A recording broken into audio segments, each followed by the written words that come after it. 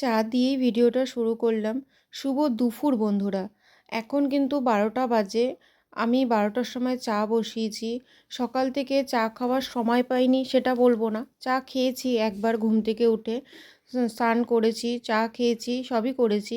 কিন্তু তারপরে এমন বাজার এসেছে, আর বাজারগুলো গুছিয়ে ওই মাছ না কেটে বাড়িতে নিয়ে আসা, মানে যাদের আনে তারা জানো মানে কতটা যে কষ্টকর। সেই মাছ কেটে গুছিয়ে পরিষ্কার করে আবারও ঘর বারান্দা সব মুছে পরিষ্কার করে নিয়ে আবারও স্নান করলাম, করে এবার মেয়েও স্নান করে নিয়েছে এখন।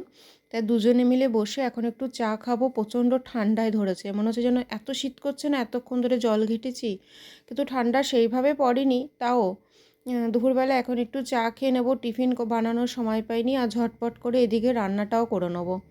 তবে আজকে মেয়ের পছন্দের একটা রান্না করব। ও অনেক দিন থেকেই বলছিল মা আমাকে এটা করে দাও। বেশি কিছু করব না, একটা আইটেমই করব। মানে তোমার দেখো মেটে চচ্চড়ি করব। আর মটনের এই মেটে চচ্চড়ি খেতে আমার মেয়ে ভীষণ পছন্দ করে।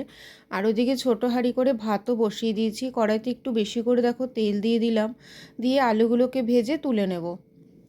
আর ছোট ছোট করে আলু কেটেছি, আলুর মধ্যে নুন হলুদ কিছুই কিন্তু আমি দিইনি, শুধু আলুটাকে মানে লাল করে ভেজে তুলে নিলাম। আর হচ্ছে তোমার যেটা বলছিলাম, মেয়ে হচ্ছে স্নান সেরে পড়তে বসে গেছে, ওর পরীক্ষার জন্য ওর এতটা চাপ এখন পড়াশোনা। তা যাই হোক দেখো, সমস্ত গুঁড়ো মশলা দিয়ে দিলাম, আর এদিকে মানে আদা রসুন পেঁয়াজ আর একটা টমেটো পেস্ট করেও দিয়ে দিলাম। দিয়ে ভালো করে মশলাটাকে কষিয়ে নেব। আর এই যে সেদ্ধ করে রাখা মাটনের মেটেটাকেও দিয়ে দেবো। আমি একটু সেদ্ধ করে রেখেছি হালকা লবণ দিয়ে, আর কিন্তু কিছু দিইনি। দিয়ে ভালো করে এই মশলার সাথে কষিয়ে নেব যতক্ষণ না কাঁচা গন্ধ যাচ্ছে। তারপরে যাই হোক দেখো, এই যে কষাচ্ছি, আর কালারটা কিন্তু দারুণ এসছে, গন্ধটাও খুব ভালো এসছে। মেয়ে কিন্তু দৌড়ে এসেছিলো, মা কেমন হয়েছে একটু দেখি। মানে ওরও খুব খিদে পেয়ে গেছে, আর আমারও কিন্তু খুব খিদে পেয়ে গেছে। আর তারপরে যাই হোক দেখো, এই ভেজে রাখা আলুটাকেও দিয়ে দিলাম, দিয়ে এবার মশলার সাথে খুব ভালো করে কষিয়ে নেবো। কষানো হয়ে গেছে, কাঁচা গন্ধ চলে গেছে। দেখো কালারটা কি সুন্দর এসছে, আর গন্ধটা যা বেরিয়েছিল না বন্ধুরা, কি বলবো।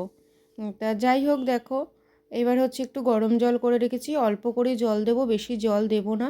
কেননা যেহেতু মেটেটাকেও সেদ্ধ করে রেখেছিলাম আগে থেকে, আর আলুটাও ভেজেছি এবং কষাতে কষাতে অর্ধেক কিন্তু সেদ্ধ হয়ে গেছে।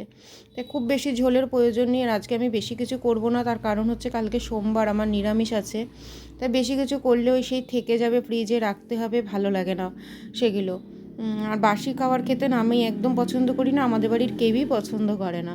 তো ভাবলাম অল্প করেই করি, এখন দুপুরে খাবে আর রাতে একটু খাবে, ব্যাস। আর রাতে যদি কিছু লাগে সে দেখা যাবে। তারপরে যাই হোক দেখো, এই যে সাজিয়ে গুছিয়ে মেয়েকে খেতে দিয়ে দিচ্ছি। আর মেয়ে কিন্তু এইভাবে সাজিয়ে গুছিয়ে খেতে দিলে ও ভীষণ খুশি হয়। এর আগেও আমি অনেকবার বলেছি